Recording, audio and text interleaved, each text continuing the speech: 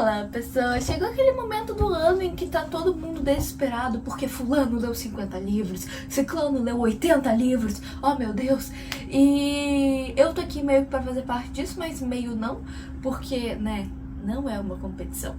E então hoje eu decidi ranquear todos os livros que eu li até agora, e não foram tantos, tá? Ano passado, a essa altura, eu já tinha lido bem mais, mas nesse momento do ano, né, eu li 17 livros, tô lendo o 18º, né, tá em progresso, mas eu tô dando uma boa andada com as minhas metas de leitura. Eu vou falar disso em um próximo vídeo pra vocês, só sobre as metas. Hoje a gente tem o ranking, então eu acho que vai ser um vídeo menorzinho. E eu já peço pra você comentar aqui embaixo qual foi o melhor livro que você leu nesse ano até agora. Ou o pior livro também, né? A gente vai de baixo pra cima, então a gente vai do 17º até o primeiro. Eu vou comentar um pouquinho cada uma dessas leituras, então bora lá. Então, em último lugar, nós temos 13 Segundos, que é um romance nacional, e ele tá aqui não só porque eu achei raso, assim, como porque tem várias coisas que são completamente irreais. Tipo, a gente tem os personagens estão no 3º ano, e aí, além da gente ter um intercambista gostoso e tal, todo mundo lá no 3º ano já é maior de idade, a escola faz festas com bebida, essas coisas. Não, isso não acontece, pelo menos no Brasil, né? Enfim, coisas desse tipo que são completamente que não existem, né? E como é um livro nacional, a gente gostaria de coisas que existissem. E os personagens são muito mais maduros do que são pessoas de 18 anos. Então, vários pontinhos assim, eu acho que não tem vídeo sobre ele aqui no canal, mas se tiver eu vou botar no card, né? Os livros que tiverem vídeo eu vou colocando aqui no card, pra vocês saberem. Em 16º temos Jamais Peço Desculpas por Me Derramar, que é um livro de poesia da Riane Leão, de poemas, e o meu problema com esse livro não é nem que o livro seja ruim, é que eu fui com expectativas demais, porque eu sou apaixonada pelo outro livro da autora, que é Tudo Nela Brilha e Queima. Esse é um dos meus favoritos da vida, eu sou completamente apaixonada. E aí eu fui pegar o livro novo todo, tipo, nossa, eu quero muito amar esse livro, vai ser perfeito, não sei o quê. E aí não foi tão perfeito assim, então foi a decepção, sabe? Eu acho que todos nós, leitores, estamos sujeitos a isso. Em 15º lugar temos A Revolução dos Bichos, que tem vídeo inteiro aqui no canal. E daqui pra cima, quer dizer, incluindo A Revolução dos Bichos, pra cima não tem nenhum livro que eu, nossa, ruim, odiei. Porque eu tenho lido muita coisa boa, então tá meio difícil você, sabe, escolher piores. Enfim, é por aí. Então A Revolução dos Bichos já não é um livro ruim, é um livro mediano, né? Foi um negócio que ali, tipo, tá, ok, legal pra conhecer, mas não leria de novo, sabe? Tipo assim, não pretendo ler de novo.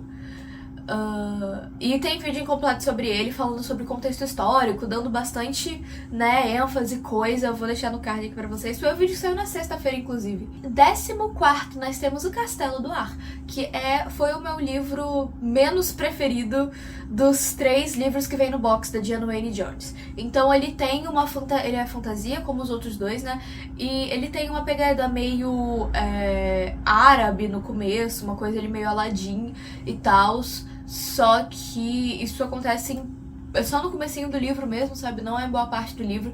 Eu achei ele muito confuso, apesar de ter algumas coisas boas, legais também. Mas tem uma hora que o livro só te soca 1 milhão de personagens e você que lute pra saber o nome de todo mundo, sabe? Então não foi o melhor daquele box. Em 13º, nós temos As Vantagens de Ser Invisível, que eu li recentemente. Provavelmente esse mês vai ter vídeos de leituras do mês, então não vou me estender muito, né, sobre ele. Mas As Vantagens de Ser Invisível é um romance adolescente e o protagonista é cheio de problema, assim, completamente surtado, precisa de terapia.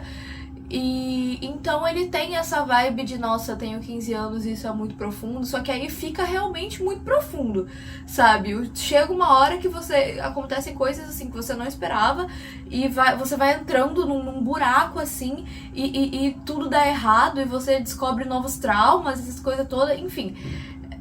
Cuidado. esse livro é 16+, e muitos gatilhos. Realmente cuidado para todos vocês, tá? Em 12º lugar, nós temos Castelo Animado, que também é do mesmo box, né, da Jenna Wayne Jones, e ele tem muitas divergências com o filme, tem vídeo falando só sobre ele aqui, mas no geral eu acho que eu prefiro o filme. A Sophie continua sendo uma personagem carismática, e o livro explica algumas coisas, mas não é tudo, e o que me deixou meio, né, o que fez ele estar nessa posição e não mais acima, é que o Hall, nesse livro, é muito babaca. Eu não entendo, sabe, que o Hall era pra ser um amorzinho. Enfim, coisas da vida, né? Em 11º lugar, nós temos Marketing do Amor, e aqui a gente já começa livros 4 estrelas pra mais, assim.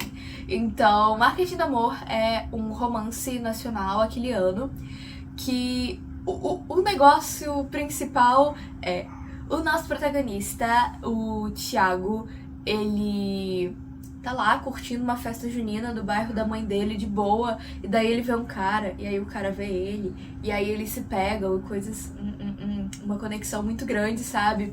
E aí no dia seguinte ele descobre que esse cara é o novo chefe dele. Façam o que quiserem com essa sinopse. Mas eu gostei muito dessa leitura, também porque ela é um livro super divertido, tá? É uma rom-comzinha. E ele traz só... Não tem texto corrido, sabe? Não tem texto em prosa. São mensagens e e-mails, matérias de jornal, etc. Várias coisas nesse sentido. Não tem texto em prosa em momento nenhum no livro. E é uma maneira muito inovadora de contar a história, transforma o livro numa coisa muito rápida de ser lida e muito gostosinho também. Em 10º lugar, temos A Casa de Muitos Caminhos, que foi sim o meu livro favorito do box da Jenna Wayne Jones. E eu achei a protagonista, ela começa como uma... quase uma Kiara, sabe? Tipo assim, ela não precisa correr atrás de nada. E aí ela queria muito viver a própria vida e saber como é que ela é de verdade quando não tem ninguém mandando ela fazer coisas, ou não é nem mandando, mas tipo dizendo que ela tem que fazer, sabe?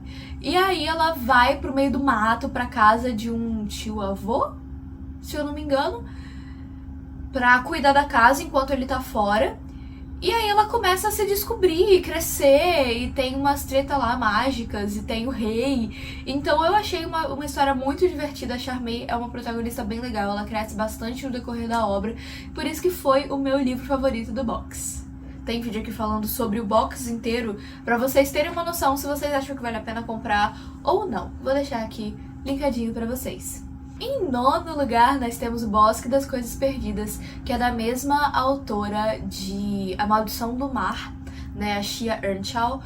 E esse é um livro de bruxa, tá? Que é um negócio que eu adoro, sou apaixonada em livros de bruxa, inclusive tô querendo ler mais. Talvez eu pegue um quando eu acabar o livro que eu tô lendo agora, pensando aqui, parece uma boa ideia. E eu gostei muito da leitura, eu adoro o jeito que essa mulher escreve, tá?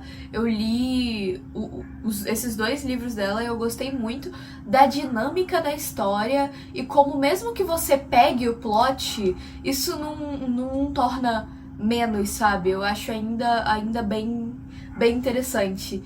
Então, vale super a pena ler. Aqui a gente tem uma bruxa, uma descendente de bruxas, né? Que mora no meio do mato, assim, é uma cidade bem pequenininha.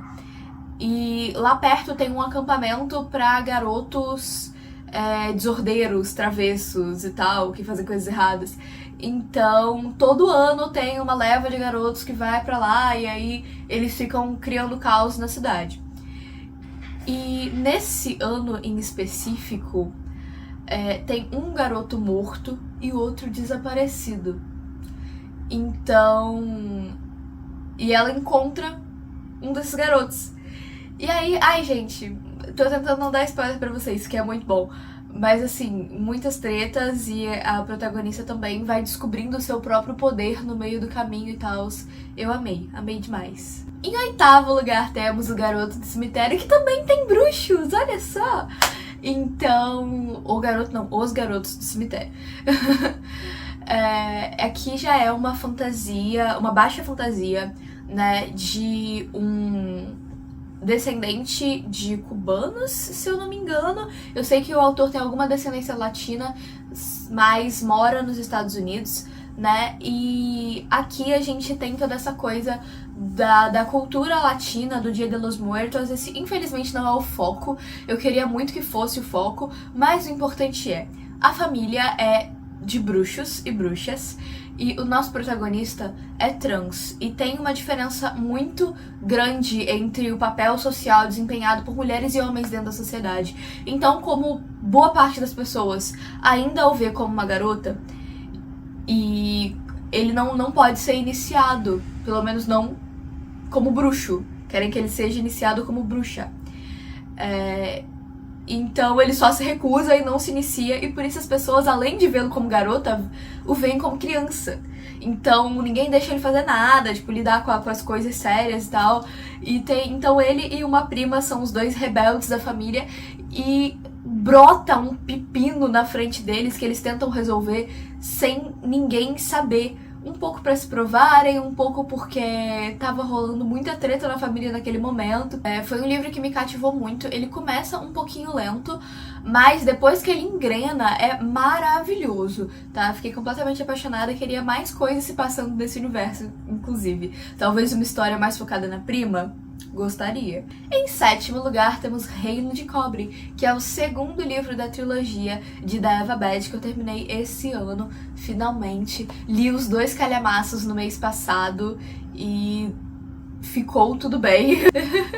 Então, Reino de Cobre é meio difícil falar de continuações, mas em Reino de Cobre a gente continua tendo o processo de crescimento da protagonista, principalmente. É um livro transitório, né? Então tem alguns projetos que começam e acontecem ali. É difícil falar desses livros, inclusive do sétimo também, que é o Império de Ouro, que é o terceiro livro da trilogia. Ali finaliza tudo, amarra tudo, e foi o meu favorito dos 3, porque tem mais um desenvolvimento entre a personagem e o boy que eu queria com quem ela ficasse, porque tem o famoso triângulo amoroso, né, dos livros de fantasia. Então, teve vários momentos maravilhosos nesse terceiro livro, muita coisa foi explicada, e por isso que eu gostei tanto. Em quinto lugar, nós temos Mansão Gallant, que foi um livro diferente do que eu tava acostumada a ler. Inclusive, eu quero ler mais coisas nessa vibe, tipo Coraline, que eu só vi o filme, nunca li o livro. Então, ele é uma fantasia mais puxada pra uma coisa meio dark, assim. Então, a protagonista é a Olivia, e ela é muda, né? Ela não fala, então ela se comunica por libras, ou escrevendo, ou tentando fazer uma mímica que a pessoa entenda o que ela quer, o que tá acontecendo. E são pouquíssimas pessoas que falam, não é Libras, né? Linguagem de sinais, no caso, porque não se passa no Brasil. Libras é só no Brasil. Então tem pouquíssimas pessoas que entendem essa linguagem ou falam, né? E ela tem que se achar outras maneiras de se comunicar. E ela é órfã, e eventualmente ela recebe uma carta de um tio distante falando que ele quer muito que ela vá pra casa deles, que ela vai ser muito bem-vinda, muito querida, e aí ela vai, né? Mas chegando lá, não tem tio, o tio já morreu, tá lá um primo dela, né, cuidando da casa, e tem muitos mistérios que rondam a casa, lugares que ela não pode ir, coisas que ela não pode fazer, e parecem regras que não tem sentido nenhum, mas no decorrer da história a gente descobre que elas fazem sentido sim. E durante essa jornada a Olivia descobre mais sobre o pai dela, principalmente, porque da mãe ela tinha um diário, né, e ela descobre mais sobre o seu passado, sobre quem ela é e por que ela tem algumas das particularidades que ela tem como pessoinha. Em quarto lugar, nós temos Luzes do Norte, que é o primeiro livro de Luzes do Norte, né? Que é uma duologia de fantasia nacional, e aqui a gente conhece Dimítria, uma caçadora, a caçadora mais preparada, a melhor caçadora de Nurem-Salem. E sabendo disso, um cara ali da elite, né, um aristocrata, contrata ela para ser guarda-costas da sua filha mais nova. E aí, além de rolar um romancezinho entre as duas, começam a acontecer outras coisas pela cidade, pessoas aparecendo mortas, dilaceradas, e também cai no colo da Dimítria pra investigar isso aí, Esse é um livro cheio de emoções, de revelações. Ele te dá várias pistas pra você chegar no plot. E eu fiquei muito interessada, gostei bastante. E o que nos leva ao terceiro lugar, que é Sombras do Sul, que é a continuação de Luzes do Norte, que eu gostei mais ainda. Aqui a gente tem um pouco mais de romance, até eu diria, e a gente consegue ver a Dimitra e a Aurora, né, que são o nosso casal principal, em dimensões diferentes. A gente também tem a introdução de alguns personagens novos que eu simplesmente adorei, fiquei apaixonadíssima e deu tudo certo no final, tá, gente? Podem ir com calma. Em segundo lugar, estamos quase chegando lá, nós temos Rainha das Chamas, que foi o terceiro livro de Princesa das Cinzas. Eu fiquei completamente apaixonada por essa história, esse universo e tudo que tem pra se falar sobre essa trilogia. Inclusive, se tivesse mais livros, eu leria, com certeza. Mas, de novo, como é terceiro livro, é um pouco mais difícil de falar, né, sem dar spoilers, que é a proposta desse vídeo aqui. Mas leiam Princesa das Cinzas, é tudo de bom. Eu vou deixar aqui no card o link do vídeo do primeiro livro, pra você saber um pouco mais do que se trata, sem tomar spoiler de nada. E se caso você acompanha esse canal aqui, você já sabe qual é o primeiro lugar, que é um livro que foi muito marcante, do qual eu ainda não falei, né? E eu já peço pra você deixar seu like aqui embaixo, se inscrever nesse canalzinho lindo, me seguir em todas as redes e lembra, por favor, se você for comprar alguma coisinha na Amazon, de usar o meu link que não te cobra nada mais e me ajuda muito, muito, muito. Então, são esses os recados. Também tem meus contos aqui embaixo, caso você queira ler alguma coisa que eu escrevi. E eu tô pra lançar um novo conto no mês que vem. Então, já me segue em todos os lugares pra você saber de tudo que tá rolando por aqui. Agora sim, em primeiríssimo lugar, nós temos Como o Rei de Alfame Aprendeu a Odiar Histórias. Sim, ele voltou. Príncipe Cruel foi uma série muito marcante pra mim. Eu fiquei completamente apaixonada por isso. E depois de terminar a trilogia, poder voltar pra esse universo por meio desse livro, que conta um pouco mais do passado do Cardel, do que aconteceu com ele antes da Judy, né, se aproximar o suficiente pra gente saber o que aconteceu com ele, o que acontecia, como é que era a vida dele, como é que ele se sentia com as coisas. Foi maravilhoso. Eu vou ler, com certeza, a nova série do Herdeiro Perdido, né? Tô animadíssima pra isso, mas enquanto não tenho prazo, né, para ela, eu vou me manter feliz com esse livro. E o livro é lindo, né? Sem falar disso, o livro é maravilhoso. Ele é todo ilustrado por dentro e amei demais. Então, pessoas, eu espero que vocês tenham gostado, se divertido e talvez anotado algumas recomendaçõezinhas de livro aqui pra vocês. Mais uma vez, eu peço seu like, essa inscrição que me ajuda muito a crescer nessa plataforma. E aqui do lado a gente tem a minha playlist de resenha, que tem essas resenhas que eu deixei por aqui e mais várias pra vocês assistirem. E o último vídeo que saiu no canal. Então, eu vejo vocês no próximo vídeo. Tchauzinho!